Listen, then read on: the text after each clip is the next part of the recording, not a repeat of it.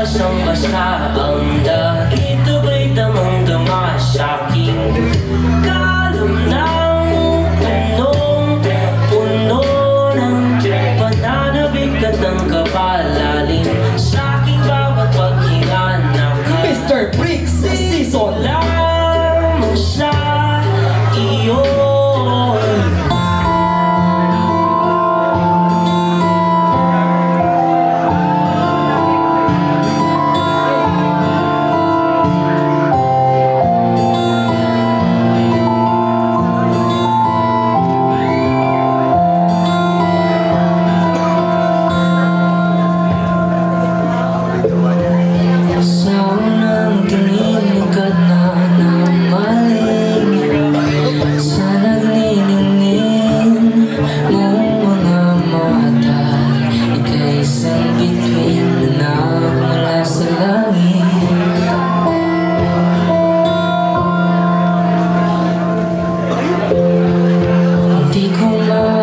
second to the loss, Mr. Axel Gutierrez.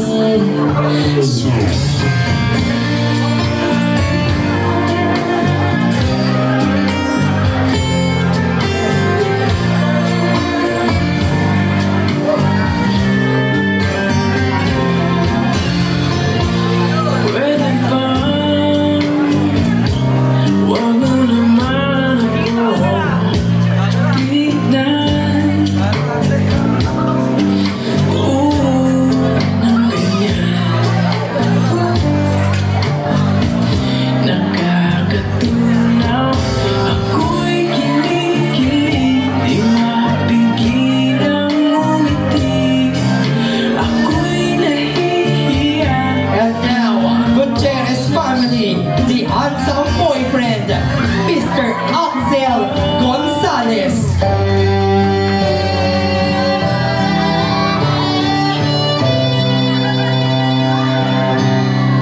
I found the love for me, darling. Just dive right in and follow my lead. I found a girl, beautiful and sweet. I never knew you were that someone waiting for me. 'Cause we were just kids when we fell in love, not knowing what it was. I will not give you up this time. Darling, just kiss me slow. Your heart is all I own, and in your eyes, you're holding mine. Okay, there you have it, ladies and gentlemen. Palakpakan po natin. Thank you so much, gentlemen. And compress po or head close para po sa photo. 1, 2, 3. Walking 1, 2, 3. DJ? Okay. Okay, ladies and gentlemen, before anything else, magbigay po ng isang katangian ni Hana. Okay?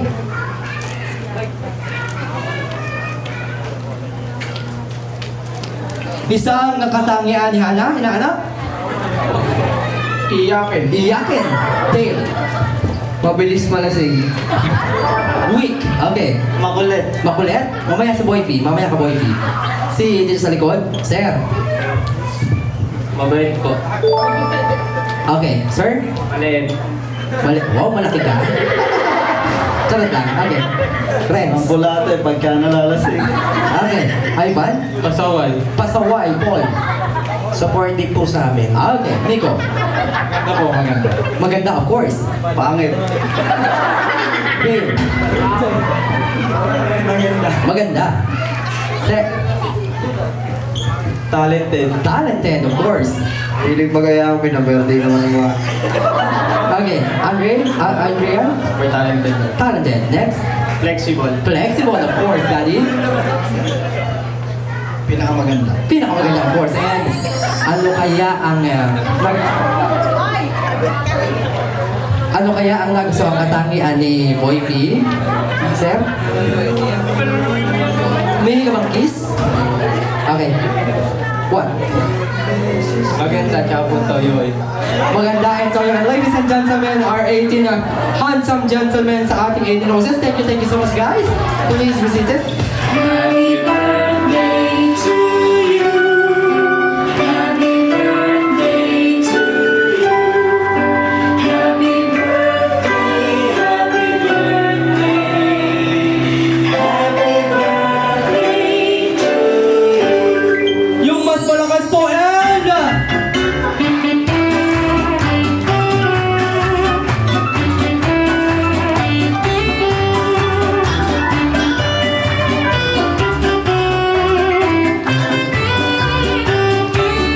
Okay, now bibilang po ulit ako ng tatlo at sabay-sabay po natin babatiin ang birthday celebrant in 3, 2, 1!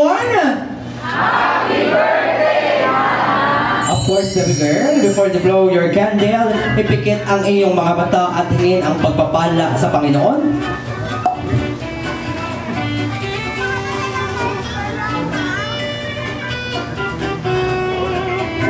Blow the candle once again, Miss Ana Ellery at 80. Una po sa lahat, alam po kasi ng mga nakakakilala sa akin kung gaano ko kagusto na nagsa-celebrate ng birthday ko. Palagi po ako naghahanda kahit mga simple lang, ganyan. Big deal sa akin yung Sweet 16 and yung debut, kaya kanina po ang dami nagtaka kung bakit ito yung biggest dream ko. Sobrang special po kasi sa akin ang birthday ko, kaya sobrang nagpapasalamat po ako sa mga taong nasa likod ng celebration na to. Thank you so much po sa lahat ng nagpunta. Sa mga nag-abala po para mairaos ito, si Kuya Mayon, at sa mga kasamahan po niya, thank you po. Sir John and Ate Barbie, thank you po. Maraming salamat po sa inyo, lalo na po sa dance company ko na sinamahan po ako sa dance prod. And thank you rin kay Axel kasi palagi niya akong sinasamahan kapag meron ako mga kailangan bilhin, ganyan. Nahatid sundo niya ako kahit mabasa kami ng ulan dalawa. And of course, thank you po sa family ko. Sa family ko na walang sawang sumuporta sa akin sa mga kaartihan ko sa buhay. Hindi naman tayo ganong may kaya pero pinilit niyo pa rin na mairaos yung debut ko dahil alam niyo kung gaano ko to kagusto. Na bata pa lang ako, iniisip ko na kung ano mangyayari sa debut ko. Na kahit sobrang dami kong beses na nag-fail, hindi pa rin kayo nagsawa na suportahan ako. Thank you, Mommy and Daddy, Ate, Kuya, Dikong, Ate Dayan, Kuya Ivan. And thank you rin kay Kuya Gio and kay Sir Erish.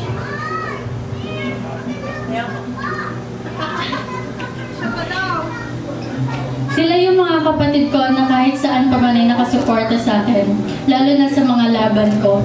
Palagi nila akong ginaguide at pinapalakas ang loob dahil alam nila na mahina ang loob ko.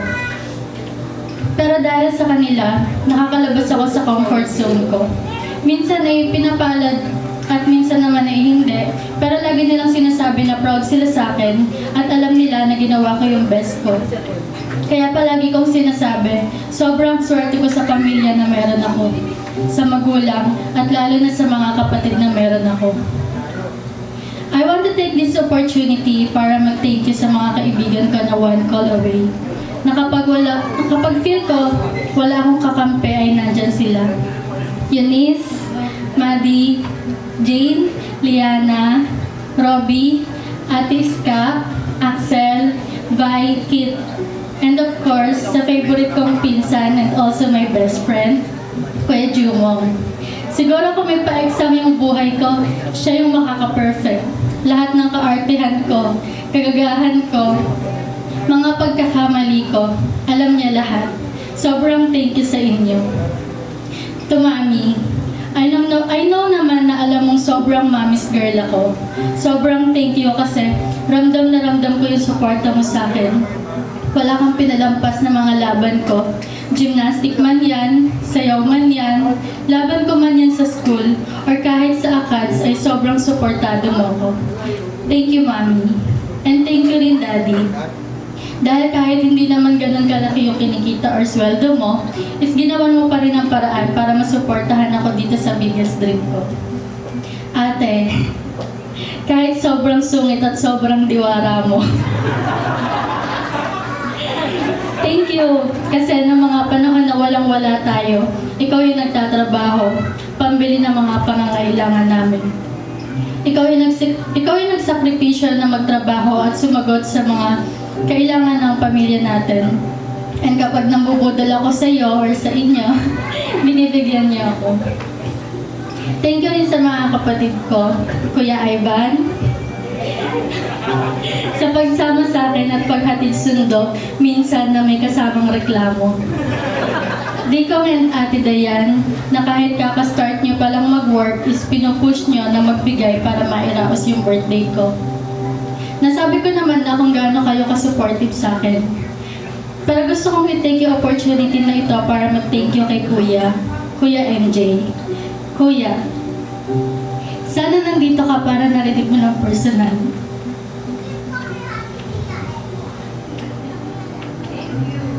Habang ginagawa ko yung message na to, naiiyak ako kasi naaalala ko lahat.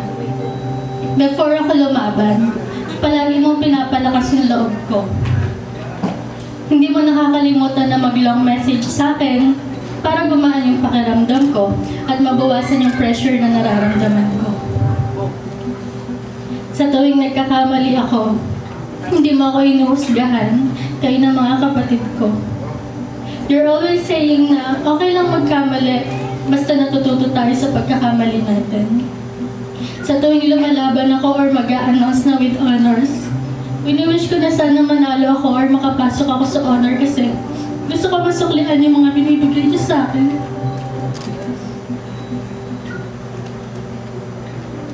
Kapag gusto ko mag-small business, kahit na-scam ako nung una, hindi ka pa rin nagdalawang isip na pahiramin ako ng puhunan.